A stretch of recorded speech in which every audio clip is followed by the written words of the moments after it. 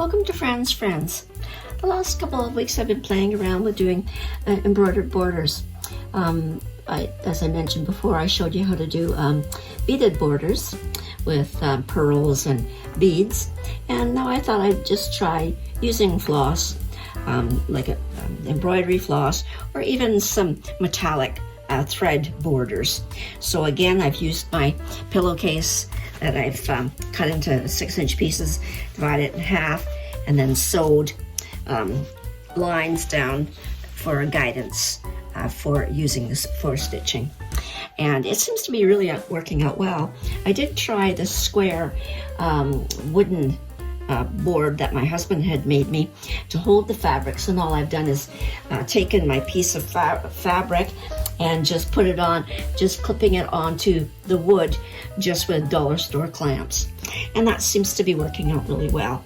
So I went online, and this particular stitch is from Rosabird, and it's a very simple stitch to do.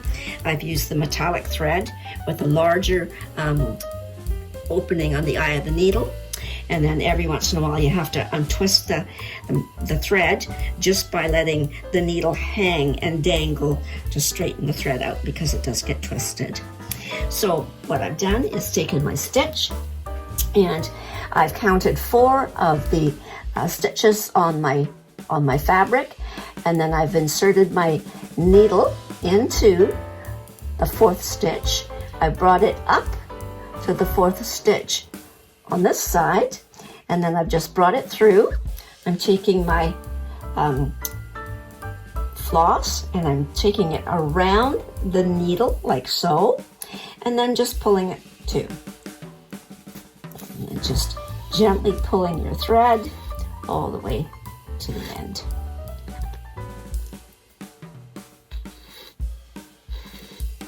And this is what it's going to look like. You'll have it held there, and here is your thread that's coming across. And then what you're going to do then is all you're going to do is just take the butt end of your needle, and you're just going to insert it underneath the thread, and then just pull it tight. It's very simple to do. And I'm going to do that 12 times and then go on to the next stitch. So that's what it's going to look like. So that's the first one. Again, the butt end of your needle. Pull it through, just like so. Very simple to do. And this, again, what I'll do is I'll finish the entire piece, and then I'll just take it off and store it for maybe a bottom of a dress or a skirt. It teaches me how to do the embroidery and yet makes it usable. So this seems to be working out quite well, and it is giving me lots of practice. So again, 12 times all the way through. And it's actually quite fun to do, and it's because it's not really difficult. And again, keep going for the 12 stitches. Sometimes you forget that you're counting, but that's okay, because you just take it to where it fits on the edge. So that's quite just nice and straight. And again, pull it through. And once you get to the end, then we'll come up and do it again. And again, don't forget to untwist your floss, because if it gets twisted, it's going to knot. And this metallic stuff is really hard to, you can get a knot to get it loose. So here we are. See how that's coming along? A couple more stitches, and then we'll go for the next one.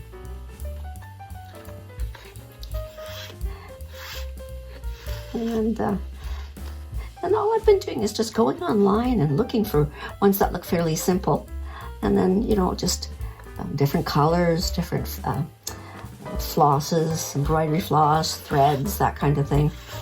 And I think we're just going to go one more. I think that might be number 12. Yeah, no, actually, I think that's it. Okay, now what we're going to do is we're going to put your thumb just onto holding down those nicely molded stitches, and then again count 4. 1, 2, 3, 4. Go into your stitch, and then count on this side, 1, 2, 3, 4, and then come out here. Okay, bring your thread around that side, and then just pull 2. There you go. And pull it nice and firm, making sure it doesn't knot.